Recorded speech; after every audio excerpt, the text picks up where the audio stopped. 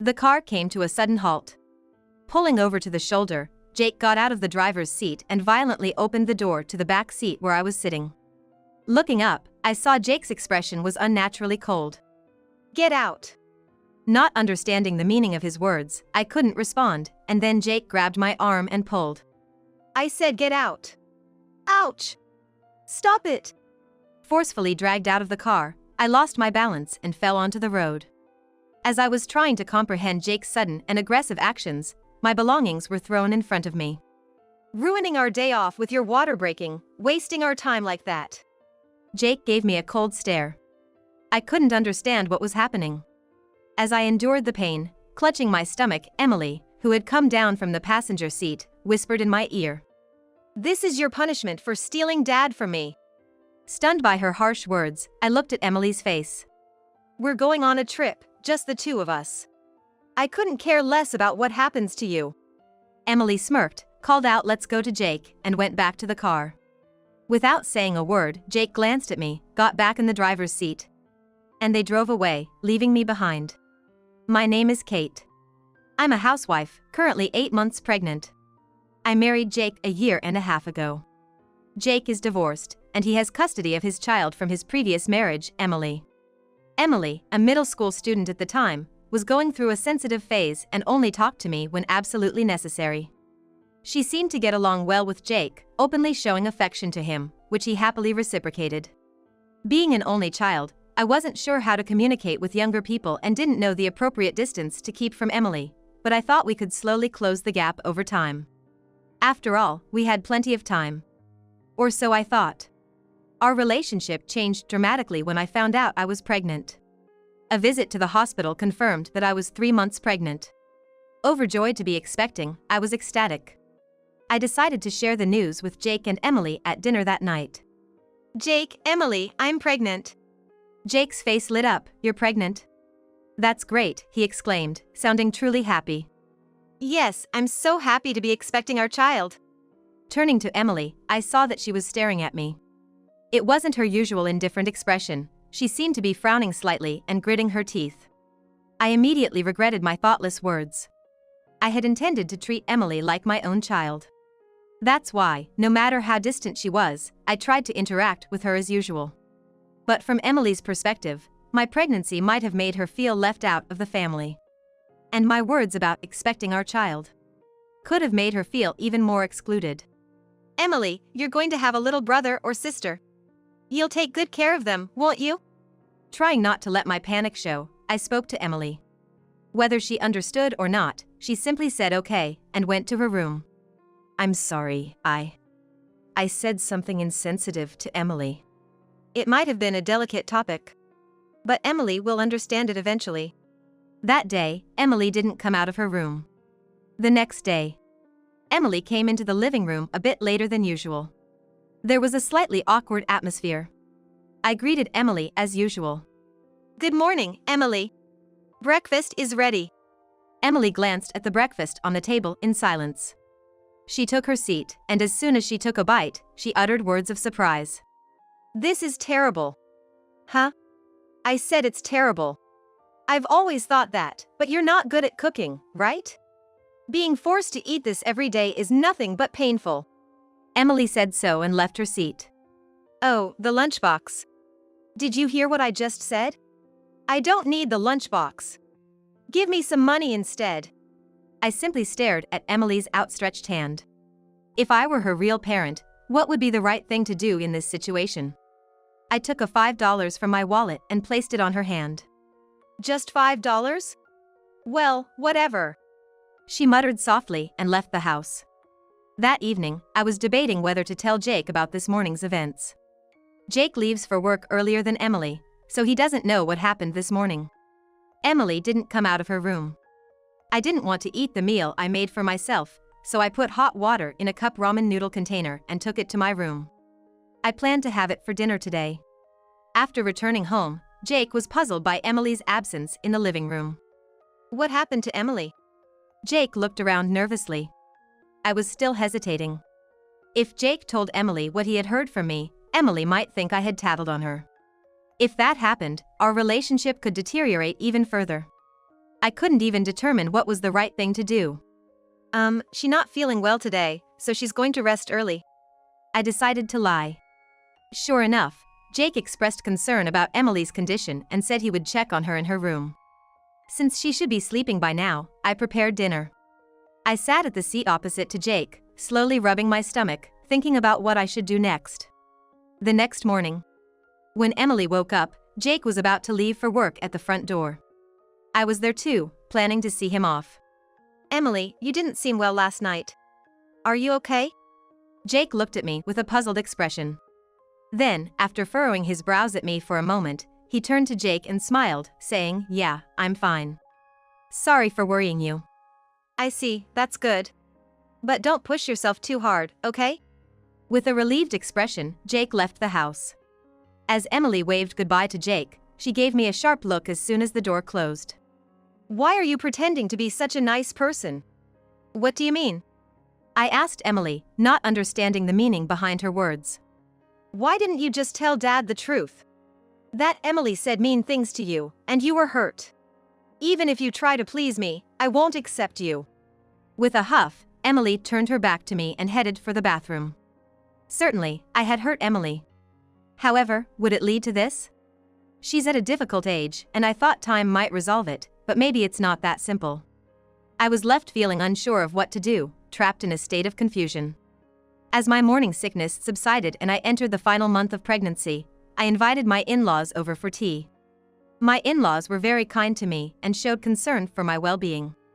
"I'm sorry for coming to your house during such a difficult time. But we wanted to meet you and have a chat before it gets even more challenging after the baby arrives," my mother-in-law said. "No problem at all. I'm happy to meet you, Mr. and Mrs. Johnson. Have you been doing well?" I inquired. "We've been doing fine. If you ever run into any troubles, don't hesitate to ask for our help," my father-in-law added. Despite the kind words, Emily's attitude towards me remained unchanged. During the times when Jake wasn't around, she continued to berate me with stronger words than before. "You never seem to improve your cooking skills. What kind of nerve do you have to feed your family this garbage? Don't wander around with your big body in front of me. You're an eyesore. You're not even part of this family. Don't stick your nose into what I'm doing." I was subjected to such words every day, and gradually, it felt like my heart was losing its sensation. I no longer felt hurt as I did initially. It seemed that Jake, although he didn't confront me directly, sensed that our relationship wasn't going well, and he focused on keeping Emily in a good mood. One day, when Jake came home drunk and told me, "You're to blame for upsetting Emily," I realized that I couldn't rely on him anymore. If I could endure it alone, I decided to continue doing so. However, if something happened that targeted the child I was about to give birth to, that was my only concern at the moment. "Kate, are you okay?" My mother-in-law called out to me, and I suddenly snapped back to reality. When I looked up, I saw the worried faces of my in-laws looking at me. "I'm sorry, I'm fine. My stomach feels heavy, and I couldn't sleep well last night.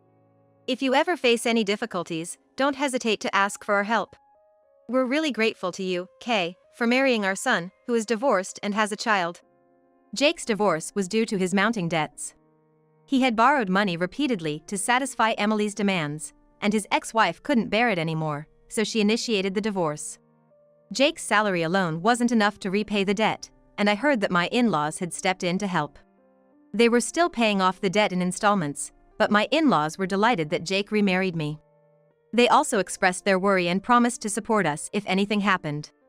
Having such kind in-laws, I felt happy. I smiled, thinking that I shouldn't make them worry any further.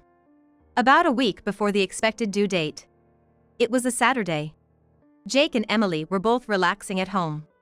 They sat side by side on the couch, seeming to get along, but I didn't have a place in their conversation. I sat at the dining table a little away, sipping on caffeine-free tea, absent-mindedly watching their interaction. Then, I felt an uncomfortable sensation in my abdomen. I paled in an instant. Could it be labor? At first, I thought it might be my imagination, so I tried to calm myself by sipping more tea. However, the same abdominal pains struck again. There was no mistaking it. Labor was coming. I realized it with certainty and decided to inform Jake and Emily, intending to endure the pain. But just as I was about to call out to them, I felt a sensation of my lower body getting wet. My water broke. Panic overcame me. "Jake, Emily." "I think my water broke," I weakly uttered. Jake immediately said. With their faces turned toward me, my two companions reacted. "I'll get the car ready," and Emily said. "I've prepared the bags. I'll take them to the car." While I changed my clothes, the two of them swiftly prepared everything. I got into the car with Jake driving, me in the back seat, and Emily in the front passenger seat. Looking back now, I should have noticed something was off right here. It was unnatural for them to be so considerate of me, even carrying my luggage, given their attitudes up to this point. But at that moment, I was so shaken up by the initial contractions and my water breaking that I didn't feel any sense of discomfort. The OB/GYN clinic I usually go to is about a 15-minute drive away. It's a well-known hospital around these parts, so Jake knew where it was. I was trying to calm myself down while enduring the pain and looking down. But even after about 15 minutes, the car showed no signs of stopping. Feeling something was wrong, I looked out the window and saw an unfamiliar landscape. It seemed like we were going up a mountain road, with fewer and fewer houses around. There wasn't supposed to be a place like this on the way to the hospital. "Hey, Jake, where are we? This doesn't seem like the way to the hospital." Jake didn't respond. Emily stayed silent too. "Jake? Emily?" The car didn't seem like it was going to stop. The contractions were getting worse. "Both of you, please listen. The pain is getting stronger. We need to get to the hospital quickly, or the baby." The car suddenly came to a screeching halt. Jake parked the car on the shoulder, got out of the driver's seat, and roughly opened the door to the back seat where I was sitting. Looking up, Jake's expression seemed unusually cold. "Get out." Not understanding what he meant, I couldn't respond. Then Jake grabbed my arm and pulled. "I said get out." "Ow! Stop it!" He forcefully dragged me out of the car, and I lost my balance and fell onto the road. Before I could comprehend Jake's sudden aggressive behavior, my luggage was thrown in front of me. "Ruining our day off with your water breaking, wasting our time like that." Jake looked at me with a cold gaze. I couldn't understand what was happening. "Jake, why are you doing this? Please, take me to the hospital. Don't you care what happens to our baby?" "That baby isn't mine. Why should I care?" Jake's words echoed in my head. Did he just say it's not his child? What is he talking about? "Emily told me. You've been cheating, haven't you?" I looked at Emily. She was smirking maliciously and glanced at me from the corner of her eye. "The baby you're carrying is from your lover, isn't it? You couldn't possibly love it, even if it's born. I have no obligation to help." "Wait, this child is truly yours. I didn't cheat." "So you're saying Emily lied to me?" "That's impossible. I can't believe you'd try to demean your own daughter just because you don't like Emily." All sorts of thoughts raced through my mind. I couldn't believe Emily would go this far. How can I save my baby? I need to clear up Jake's misunderstanding. As I endured the pain without speaking, Jake hurled more abusive words at me. "You betrayed us first. This is all your own doing." I realized that talking to Jake was probably pointless. He'd do anything to stay in Emily's good graces. No matter what I said, he probably wouldn't believe me. I needed to figure out a way to protect my baby on my own. As I held my belly and endured the agony, Emily, who had gotten out of the car, spoke into my ear. "This is your punishment for stealing Dad from me." Her words were like a final blow. I looked at Emily's face. "We're going on a trip, just the two of us. I couldn't care less what happens to you." Emily flashed a sly smile, called out to Jake, "Hurry up, let's go," and went back to the car.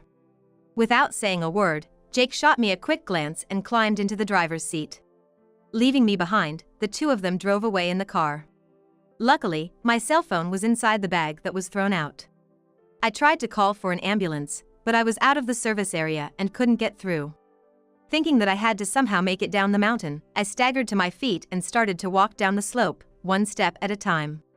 Along the way, a local happened to pass by and offered to give me a ride down the mountain. Grateful for my good fortune, once I got to a place with cell service, I called someone. I couldn't forgive the two of them for abandoning me and putting my baby in danger. Enduring the labor pains, I swore in my heart that I would get my revenge. 2 hours later.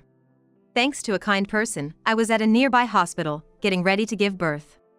It seemed like it would be a while before the birth, so I lay in bed, trying to find a comfortable position. Then, my cell phone vibrated. Emily's name was displayed on the screen. When I answered the call, Emily shouted in a piercing voice. "What the hell did you do?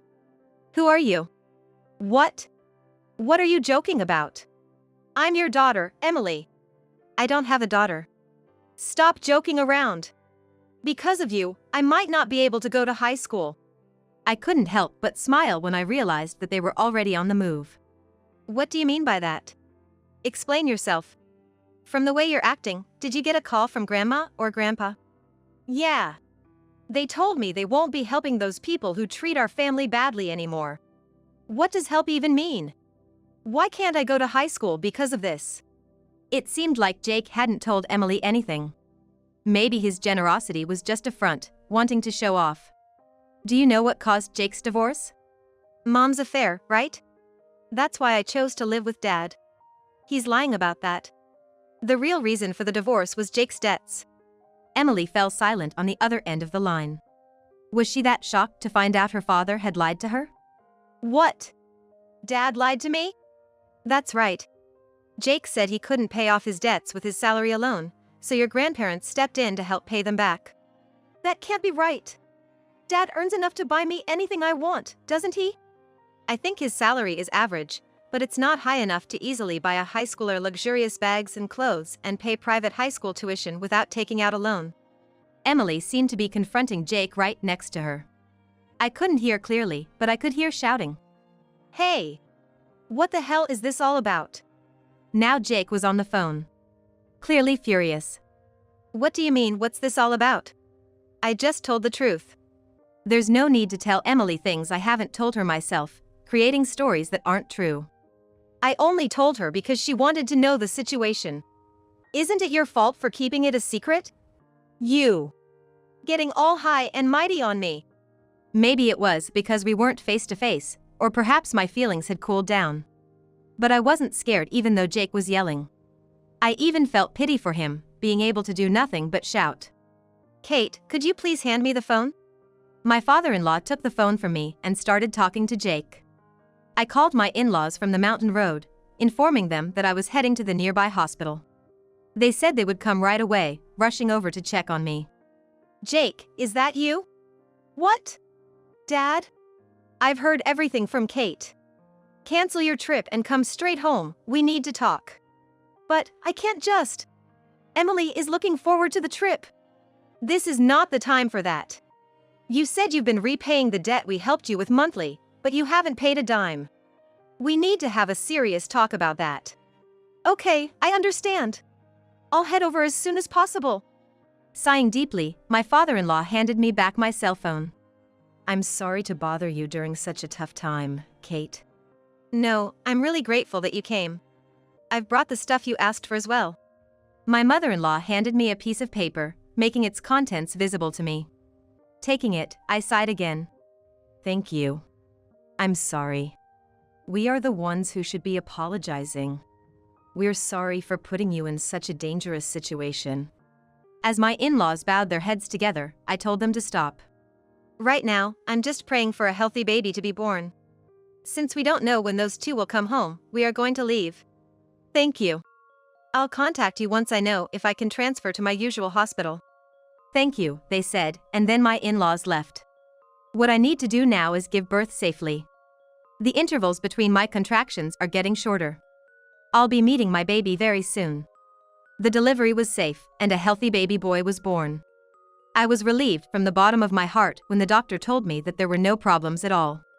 Exhausted, I checked my cell phone the next day and found a rather long email from my mother-in-law. Last night, Jake and Emily visited their parents' house. There, my in-laws explained Jake's reason for the divorce and told Emily that her selfishness also contributed to the increasing debt. Emily, unaware of the debt, blamed and berated Jake. As Jake became disheartened under Emily's scolding, my in-laws pressed further. "We can't trust you anymore. pay back the debt we've been covering for you in one lump sum. But I can't pay it all at once. I don't even have savings. It's your own fault for not paying back a single dime and always taking advantage of us. Please. I'll pay it back monthly. Just let me pay in installments. You've only got yourself to blame for not being trustworthy. We've lost all desire to help you after what you did to Kate. Despite their desperate pleas, asserting that they were not to blame, my father-in-law remained unmoved. And then, the document I had entrusted to my mother-in-law dealt the final blow. Kate has entrusted this to me. Fill it out right here, right now. This is a divorce form. Why do you have this? It's what Kate wants. She can't live with you too after you put her and the baby in danger. If Kate can't forgive you, neither can we. Although Jake was reluctant to divorce, he eventually gave in and filled out the form on the spot. I felt sorry for burdening my in-laws with such a difficult task, but I might not have been able to divorce so smoothly on my own. I felt grateful to my cooperative in-laws once again. 1 month after the birth. It happened when I visited my usual OB/GYN clinic for a regular checkup. Jake appeared before me. Kate! I finally found you! Looking slightly haggard, I responded to Jake with a calm demeanor. What do you want? The divorce has already been finalized. What do you want now? Don't be so cold. Is that my child? As Jake tried to approach the child, I stepped back. You were the one who said it wasn't your child. Stay away. What do you want anyway?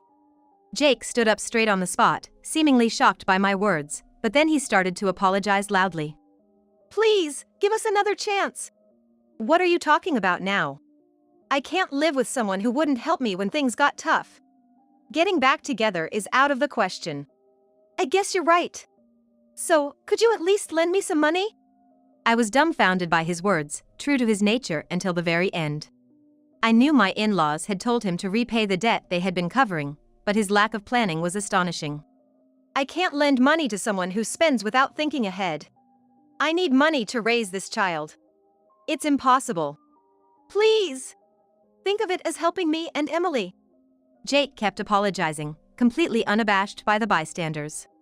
That's when my in-laws, who had accompanied me to the appointment, stepped in. What are you doing, ambushing her like this? Dad! Why are you here? That's our line. We told you to stay away from Kate and our house. Did we not? But I can't make ends meet, and I thought Kate could help. Stop making excuses. If you come near Kate again, we will call the police. And then, you and Emily will be disowned. Without giving Jake a chance to respond, my in-laws turned him away. Realizing he had no other options, Jake silently stood up and left. I watched him leave with a bitter feeling in my heart. Even after the divorce, I kept in touch with my in-laws. We would contact each other regularly, and they seemed happy to see their grandchild's face. According to them, Jake and Emily were having a tough time. In the end, Jake couldn't pay off the debt in a lump sum and decided to repay it in installments. Since we've talked about cutting ties, if there's even a single late repayment, he'll surely be desperate to pay back from now on. Emily had to drop out of high school because Jake's income alone wasn't enough to cover both the debt repayment and tuition fees. The in-laws were torn about this decision but decided to be strict to make her understand the gravity of her actions. She seems to have started working part-time since she couldn't find a full-time job, but her selfish nature made it hard to keep the job, and she's now mentally drained. Unable to spend as freely as before, the two of them are now living a frugal life. I do feel bad for causing the in-laws so much trouble, but all I can do is pray that Jake and Emily will somehow turn their lives around and become decent people. As for me, I've moved back to my family home far away and am living with my son. My parents have warmly welcomed me back, and they are overjoyed to live with their grandson. I hope my son grows up to be a considerate person. And with the help of the kind people around us, I want us to live a happy life together.